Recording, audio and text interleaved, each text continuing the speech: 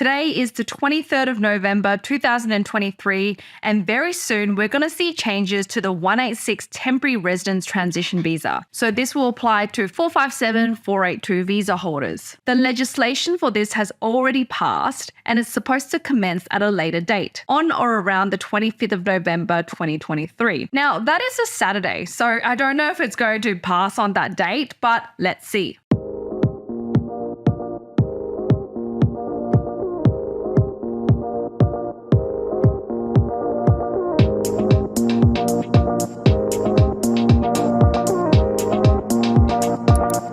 For those of you who don't know me, my name is Tracy Chen and I'm an immigration lawyer based in Australia. I'm the principal and CEO of Mason Chen Law Group. Now, in my video today, I'm going to discuss in details the requirements for 482 and 457 visa holders to apply for the 186 visa under the Temporary Residence Transition Stream. I'll also put the link to the legislation down below for you to refer to. There's a couple of key things to note in this new legislation. So first of all the COVID concessions have been removed. So I don't know if you remember, but there were temporary arrangements put in place for 482 visa holders who were here during the COVID period. So that's the first big major update to note in this legislation. Second of all, let's go to 457 legacy holders. So these are for people who have been in Australia who held a 457 on or after the 18th of April 2017. Now that seems a long time ago. What would have happened is this cohort of people held 457s, then maybe they transitioned onto 482s, and they didn't have a pathway to permanent residency because their occupations were not on the occupation list eligible for the 186 Temporary Residence Transition Visa. Perhaps they were over 45 years of age. Now, the incredible news is that if you are a 457 legacy holder and you held a 457 or 482 in the last 2 years out of the last 3 in any occupation, so it could be on the regional occupation list, short-term occupation list, medium-term occupation list, you'll be eligible to apply for the 186 under the Temporary Residence Transition Stream. I have a client who's an electronic equipment trades worker who is a 457 legacy holder. He's 69 years old, and last year we were able to apply for the 186 under the Temporary Residence Transition Stream with him. Isn't that just incredible? He was 69 years old, so there was no other way for him to get permanent residency. So that's the second major update to note. So tell your friends, tell your families if they know anyone who's a 457 legacy worker, which again seems like, is a long time ago. Don't know if there's many people with this visa. There actually is. There's a lot of people in Australia who are on 482 visas now, and they held a 457 since on or after the 18th of April 2017. Absolutely incredible. I think they're very deserving of permanent residency in Australia. Now, it's important to note they must have also been in Australia during the COVID period, but most people would have been. Now, the third most notable change is for current 482 visa holders. Now, there are a lot of 482 visa holders in Australia, and you may have an occupation on the regional occupation list, on the short-term occupation list, on the medium-term occupation list. As you all know, previously, only applicants who had an occupation on the medium-term occupation list under the age of 45 were eligible to apply for the 186 visa under the Temporary Residence Transition Stream. Now, they did not completely remove the age requirement here, so you still need to be under the 45 years of age when you do apply, unless you meet one of the exemptions. I won't go into them into detail today, but if you do otherwise meet those requirements and you have an occupation on the regional occupation list, on the short-term occupation list, on the medium-term occupation list, or even under the labour agreement, you'll be eligible to apply for the 186 visa under the Temporary Residence Transition Stream as long as you have worked on a 482 visa for the same employer for 2 years out of the last 3. So it must be 2 years out of the last 3. That's very important to calculate. So when your agent or lawyer does assist you in this, make sure you do calculate this. Now, hopefully the legislation for this will commence in the next couple of days. So all these 482 visa holders will be eligible for permanent residency very soon. Now, we do know all these immigration requirements chop and change every now and then. And look, we're still waiting for the legislation to commence. So I can't say that there won't be more changes leading up to this. So stay tuned in case there is any changes. Don't forget to like and subscribe and share this video with people who need it. Thank you so much for watching, and I'll see you guys in my next video.